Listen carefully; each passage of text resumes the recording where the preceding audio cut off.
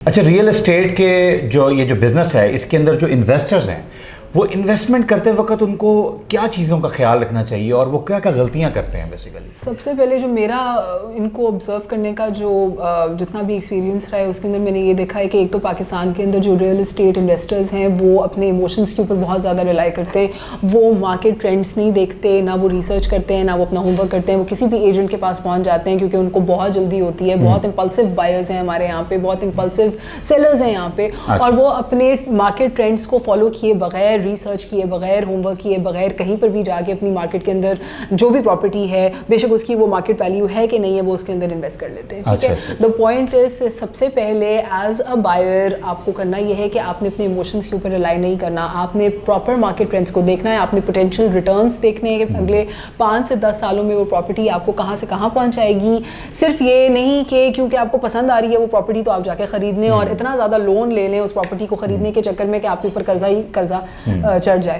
دوسرا ایک سب سے بڑا مسئلہ یہ ہے کہ we need to understand that the deal is always in buying not in selling. زیادہ جو بائرز ہیں انہیں کو زیادہ منافع ہوتا ہے اور انہیں کو اب آپ نے کس ٹائم پر پراپرٹی خریدنی ہے, آپ نے ایگزیکٹلی مارکیٹ ویلیو کے اوپر خریدنی ہے, یہ چیزیں بہت زیادہ میٹر کرتی ہیں. بائی اٹ رائٹ, ایگزیکٹلی آپ نے اس پہ اپنی ریسرچ کرنے کا پوائنٹ آف ویو یہ آپ کا ہونا چاہیے کہ آپ اس کی لوکیشن دیکھیں. آپ اس کو, لوکیشن از ویری امپورٹنٹ. آپ یہ دیکھیں کہ اگلے لیٹس سپوز 5 سے 10 سالوں کے اندر جو ہے وہ لوکیشن اوور آل کتنی اپریشیٹ کرے گی, اس کی ویلیو کتنی, یہ بہت امپورٹنٹ ہے. اس کے علاوہ آپ یہ دیکھیں کہ وہ جو پراپرٹی ہے کیا وہ LDA اپرووڈ ہے بھی یا نہیں, کس طرح کے لوگ آلریڈی اس کے اوپر انویسٹ کر رہے ہیں, لوگوں سے بات کریں. ایک آپ کے اندر نیچرل انکلینیشن ہونی چاہیے ایز این انویسٹر کہ آپ پراپرٹی کے پیجز کو فالو کریں. تو انویسٹمنٹ سے بھی پہلے سب سے پہلے آپ نے اپنے اندر ایک شوق ڈیولپ کرنا ہے, کیونکہ اگر آپ رینڈملی ایک صبح اٹھ کے یہ کہنے لگ جائیں گے کہ میں نے انویسٹ کرنا ہے کسی بھی پراپرٹی میں جا کر اور خریدنے, تو it's not going to work out for you. صحیح کہہ رہے ہیں.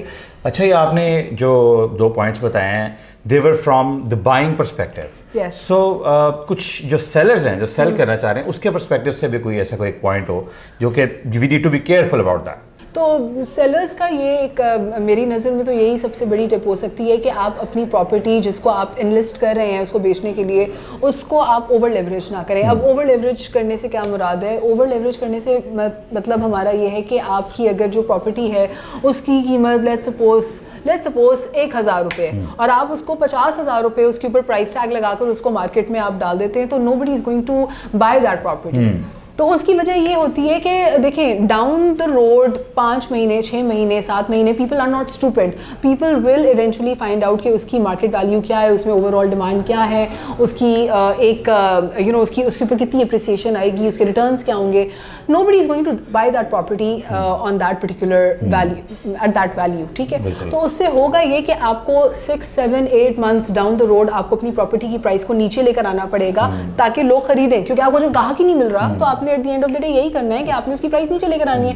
اس سے اس کا نقصان, اس سے یہ ہوگا کہ اس کی جو اوور آل ایک امپریشن ہے مارکیٹ میں وہ بھی خراب ہوگا اور آپ کو ویٹ بھی بہت زیادہ کرنا پڑے گا. تو آپ نے ایک ریئلسٹک پوائنٹ آف ویو سے اپنی مارکیٹ ویلیو کو دیکھتے ہوئے آپ نے اپنی property people actually don't consider this important, but this is very important.